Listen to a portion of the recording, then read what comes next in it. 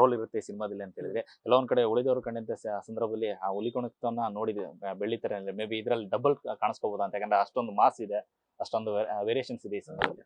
ಅಲ್ಲಿ ಏನಂದ್ರೆ ಅಲ್ಲಿ ಫುಲ್ ಡೆಪ್ತಿಗೆ ಹೋಗ್ಲಿಲ್ಲ ಅವರು. ಎಲ್ಲೂ ನಮ್ಮಂದ್ರೆ ನಮ್ಗೆ ಏನ್ ರಿಕ್ವೈರ್ಡ್ ಇದೆ, ಸುಮ್ಮನೆ ಏನೋ ಸ್ಕ್ರಿಪ್ಟ್ ಇದು ಹುಲಿ ಕುಣಿತ ಒಂದು ಹೈಪ್ ಇದೆ ಅಲ್ಲಿಂದ ಹಾಕೋ ಇಲ್ಲ. ಸ್ಕ್ರಿಪ್ಟಿಗೆ ಏನು ಅವಶ್ಯಕತೆ, ಎಲ್ಲಿ ಹಾಕಬೇಕು, ಎಲ್ಲಿ ಮಾಡಬೇಕು, ಎಕ್ಸ್ಪೆಷಲಿ ದ ಕ್ಯಾರೆಕ್ಟರ್ ಆ ಟೈಮಿಗೆ ಬರುವಂಥದ್ದು, ಆ ಬೀಜಮ್ ಇರುವುದಂಥದ್ದು. ಸುಮ್ಮನೆ ನೀವೇ ಟೀಸರ್ ಅಲ್ಲಿ ನೋಡಿದ್ರೆ ಆ ಥರ ಒಂದು ಬರುವಂಥದ್ದು ಒಳ್ಳೆ ಒಂದು ಮೂಡ್ ಕ್ರಿಯೇಟ್ ಮಾಡುವಂಥದ್ದು, ರಿಪೀಟ್ ಆಗದಂಥದ್ದು, ಅದೆಲ್ಲ ಶಾರ್ಟ್ಸ್ ಎಲ್ಲ ಒಳ್ಳೆ ಆಗಿದೆ, ಒಳ್ಳೆ ಕೆಲಸ ಮಾಡಿದ್ದಾರೆ. ಸಿನಿಮಾ ಇನ್ನೂ ಬರ್ಲಿಕ್ಕಿದೆ, ಸಿನಿಮಾದ ಅಪ್ಡೇಟ್ಸ್ ಇನ್ನೂ ಬರ್ಲಿಕ್ಕಿದೆ, ಸಾಂಗ್ ರಿಲೀಸ್ ಇದೆ ಆ್ಯಂಡ್ ಟ್ರೈಲರ್ ಲಾಂಚ್ ಇದೆ ಆ್ಯಂಡ್ ಒಳ್ಳೊಳ್ಳೆ ಕಲಾವಿದರು ಮಾಡಿದ್ದಾರೆ. ನಮ್ಮಂಥ ಹೆಂಗ್ ಕಲಾವಿದರಿಗೆ ರೆಮೋ ಸರ್ ಅಂತ ಸಾಥ್ ಇದೆ, ಹಾಗೆ ಬಾಕಿ ಅಲ್ಲಿ ಬಾಲಿವುಡ್ ಇರುವಂಥ ದೊಡ್ಡ ದೊಡ್ಡ ನಟರು ಸಾಥ್ ಕೊಡ್ತೇನೆ ಅಂತ ಹೇಳಿದ್ದಾರೆ. ಇಲ್ಲಿ ನಮ್ಮ ಕನ್ನಡ ಇಂಡಸ್ಟ್ರಿಯಲ್ಲೂ ನನಗೆ ತುಂಬ ಒಳ್ಳೆ ರೆಸ್ಪಾನ್ಸ್ ಸಿಕ್ತು. ಕೆಲವು ಇಂಡಸ್ಟ್ರಿ ನಮ್ಮ ಪರಿಚಯ ಇದ್ದವರು, ಕರಾವಳಿನ ಮಾಡಿದವಂಥವ್ರು, ಅವರು ಕಾಲ್ ಮಾಡಿ ಒಳ್ಳೇದಾಗಿದೆ ಅಂದರು. ತುಂಬ ಖುಷಿ ಆಯಿತು. ಇನ್ನು ದುಬೈನಲ್ಲಿ ಆದಂತ ಈವೆಂಟ್ ಬಗ್ಗೆ ಮಾತಾಡಿದ್ರೆ, ಆ ಜಾಗದಲ್ಲಿ ಯಾರು ಕೂಡ ಬಾಲಿವುಡ್ ಸೆಲೆಬ್ರಿಟಿಗಳಿಗೂ ಮಾಡೋಕ್ಕಾಗಿಲ್ಲ ಆ ಥರದೊಂದು ಟೀಸರ್ ಈವೆಂಟ್ ಅನ್ನ, ಅಂತ ಜಾಗದಲ್ಲಿ ನೀವು ಮಾಡ್ತೀರಿ. ಸಲ್ಮಾನ್ ಅವರು, ಶಾರುಖ್ ಅವರು, ಅವ್ರಿಗೂ ಟಚ್ ಮಾಡೋಕ್ಕಾಗಿಲ್ಲ ಆ ಜಾಗವನ್ನ, ಅಂಥದ್ದೇ ಜಾಗದಲ್ಲಿ ನೀವು ಮಾಡ್ಬೇಕಂತ ಥಾಟ್ ಬಂದಿದೆ ಯಾಕೆ ಅಂತ?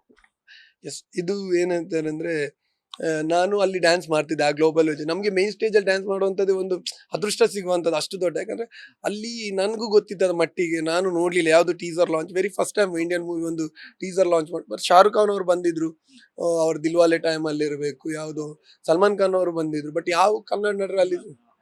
ಸೊ ಅಂತ ಒಂದು ದೊಡ್ಡ ಸ್ಟೇಜಲ್ಲಿ ನಮಗೆ ಸಿಗುವಂಥದ್ದು ತುಂಬ ಪುಣ್ಯ. ಅದಕ್ಕೆ ತುಂಬ ಎಫರ್ಟ್ ಇದೆ. ಈ ಅನ್ಸಂಗ್ ಹೀರೋಸ್ ಇದ್ದಾರೆ, ನಮ್ಮ ಪ್ರಸನ್ನ ಕುಮಾರ್ ಇರ್ಬೋದು, ಕಿಶೋರ್ ಕುಮಾರ್ ಇರ್ಬೋದು, ತುಂಬ ಎಫರ್ಟ್ ಆಗಿ ಅಲ್ಲೇ ಮಾಡಬೇಕು ಅನ್ನೋದು. ಆ್ಯಂಡ್ ಮೋರ್ ಅವರು ತುಂಬ ಕ್ರೌಡ್ ಇತ್ತು, ನೀವು ನಂಬ್ತಿರಲ್ಲ ಗೊತ್ತಿಲ್ಲ. ಅಷ್ಟು ದೊಡ್ಡ ಸ್ಕ್ರೀನ್, ಒಂದು ಮೇ ಬಿ 50,000-60,000 ಕ್ರೌಡ್ ಇರ್ಬೋದು ಅಲ್ಲಿ. ಸೊ ವೆರಿ ನಮಗೇನಾಗುತ್ತೆ ಅಂದರೆ, ನಾವೊಂದು ಇನಿಷಿಯಲಿ ಅಷ್ಟು ದೊಡ್ಡ ಇದು ನೋಡಿದವರಲ್ಲ, ಕ್ರೌಡ್ ಅಲ್ಲ ನೋಡಿದವರಲ್ಲ. ಸೊ ನಮಗೆ ಇಂಥ ಒಂದು ಮರ್ಯಾದೆ, ಇಂಥ ಒಂದು ರೆಸ್ಪೆಕ್ಟ್ ಸಿಗ್ತದೆ, ನಮಗೂ ಇಂಥ ಒಂದು ಸಪೋರ್ಟ್ ಸಿಗ್ತದೆ, ಅದೆಲ್ಲ ಎಲ್ಲ ಒಂದು ಕಲಾವಿದನ ಡ್ರೀಮ್ ಆಗಿರ್ತದೆ. ಕಲಾವಿದನ ಆಸ್ತಿಯ ಬಂದ್ಬಿಟ್ಟು ಅವನ ಆಡಿಯನ್ಸ್, ಅವನ ಫ್ಯಾನ್ಸ್, ಅವನದು ಏನು ಹೇಳ್ತಾರೆ ಸಪೋರ್ಟರ್ಸ್.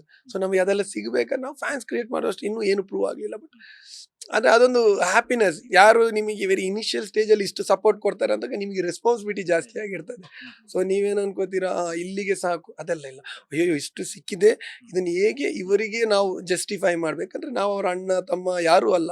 ಬಟ್ ಏನೂ ಇಲ್ಲದೇನೆ ಒಂದು ಸ್ಕ್ರೀನಲ್ಲಿ ನೋಡಿಬಿಟ್ಟು ಆ ಹುಡುಗ ಚೆನ್ನಾಗಿ ಮಾಡ್ತಿದ್ದಾನೆ ಅಂದು ಇಷ್ಟು ಸಪೋರ್ಟ್ ಕೊಟ್ಟಾಗ ನಾವು ಅದಕ್ಕೆ ಅಷ್ಟೇ ನಮ್ಮ ರೆಸ್ಪಾನ್ಸಿಬಿಲಿಟಿ ಜಾಸ್ತಿಯಾಗಿ ನಾವು ಅವರಿಗೆ ಅಷ್ಟೇ ಜೆನ್ಯೂನ್ ಆಗಿ ಇರಬೇಕು. ಸೊ ಅದು ನನಗೊಂದು ಖುಷಿ ಆಯಿತು. ಆ್ಯಂಡ್ ಇನ್ನೂ ಎಲ್ಲ ಕಲಾವಿದರಿಗೆ, ಕನ್ನಡದ ಇನ್ನೂ ದೊಡ್ಡ ದೊಡ್ಡ ಸಿನಿಮಾಗಳಲ್ಲಿ ರಿಲೀಸ್ ಆಗಲಿ, ಎಲ್ಲ ಕಲಾವಿದರಿಗೆ ಅದರ ಅವಕಾಶ ಸಿಗಲಿ ಅಂತ ನಾನು ಆಶಿಸ್ತೀನಿ. ಟೈಗರ್ ಸಫಾರಿನಲ್ಲಿ ಆ ಯುದ್ಧ ಸ್ಟಾರ್ಟ್ ಮಾಡೋರ ಮುಗಿಸೋರ ಸ್ಥಿತಿಯಲ್ಲಿ ನಿಮಗೆ ಏನು ಅನ್ನಿಸ್ತು ಟೀಸರ್ ಅಲ್ಲಿ? ಟೀಸರ್ ಅಲ್ಲಿ ಏನ್ ಹೇಳಿದ್ರು, ಮುಗಿಸೋರು ಅಂದ್ರಲ್ಲ, ನೋಡುವ ಯಾರು ಮುಗಿಸ್ತಾರೆ ಅಲ್ಲಿ ಅಂತ. ನಮ್ಗೆ ಅಲ್ಲಿ ಹೇಳಿದ್ರಲ್ಲ, ಕ್ರಿಯೇಟಿವ್, ಮುಗಿಸೋದು, ಅಲ್ಲಿ ಯಾರು ನೇತೃತ್ವ ಮಾಡ್ತಾನೆ, ಇದು ಮೂರು ಇರುತ್ತೆ. ಆ್ಯಂಡ್ ವೆರಿ ಇಬ್ರು ಒಳ್ಳೆ ರೋಲ್ ಮಾಡಿದ್ದಾರೆ. ನಂದು ಒಂದು ಒಳ್ಳೆ ರೋಲ್ ಪ್ಲೇ ಮಾಡಿದ್ದೇನೆ, ಆ್ಯಂಡ್ ಹೀರೋಯಿನ್ ಒಳ್ಳೆ ರೋಲ್ ಮಾಡಿದ್ದಾರೆ. ಆ್ಯಂಡ್ ವೈಲ್ಡ್ ಟೈಗರ್ ಸಫಾರಿ ಬಂದುಬಿಟ್ಟು ಯಾರು ಸ್ಟಾರ್ಟ್ ಮಾಡ್ತಾರ, ಯಾರು ಅದ್ರ ನೇತೃತ್ವ ಎಲ್ಲ ಯಾರು ಮುಗಿಸ್ತಾರ, ಬಟ್ ಬೆಳೆಸೋದು ಬಂದ್ಬಿಟ್ಟು ಜನ, ಆಡಿಯನ್ಸ್. ಇನ್ನು ವೃತ್ತಿ ಜೀವನದ ಆರಂಭದಲ್ಲೇ ಕರಾವಳಿ ಸಿನಿಮಾಗಳೇ ನಿಮಗೆ ಬರ್ತಾ ಇದೆ. ಒಂದು ಕರಾವಳಿ ಸಿನಿಮಾ ಅದೇ, ಅದರ ಮೂಲ ಇರುವಂತ ಟೈಗರ್ ಸಫಾರಿ ಕೂಡ, ವೈಲ್ಡ್ ಟೈಗರ್ ಸಫಾರಿ ಕೂಡ ಅದೇ ಕಂಟೆಂಟ್ ಮೇಲೆ ಇರುವಂತದ್ದು. ಎಲ್ಲ ಒಂದ್ ಕಡೆ ಕರಾವಳಿ ಬೆಸ್ಟ್ ಅಂತ ಅನ್ಸುತ್ತೆ, ಆರಂಭದ ಹೆಜ್ಜೆನಲ್ಲಿ ಸಿಗ್ತಾ ಇರುವಂತ. ಹೌದು, ನಾವು ಕರಾವಳಿ ಒಂದು ಸೈಡ್ ನವರಂತ.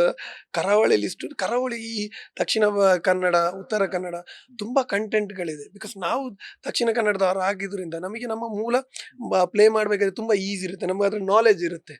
ಸೊ ಅದೊಂದು ಖುಷಿ ವಿಚಾರ. ಎರಡು ಇಷ್ಟು ದೊಡ್ಡ project same production house, VK production house ಅಲ್ಲಿ ಬರ್ಬೇಕಾದ್ರೆ ಅದ್ರ ಖುಷಿ ಹೇಳ್ತಾರಲ್ಲ, ಅದೊಂದು ಎಕ್ಸೈಟ್ಮೆಂಟ್ ಇರುತ್ತೆ. ಬಟ್ ಎಕ್ಸೈಟ್ಮೆಂಟ್ ಸೇಮ್ ಟೈಮ್ ನಮಗೆ ರೆಸ್ಪಾನ್ಸಿಬಿಲಿಟಿನೂ ಇರುತ್ತೆ.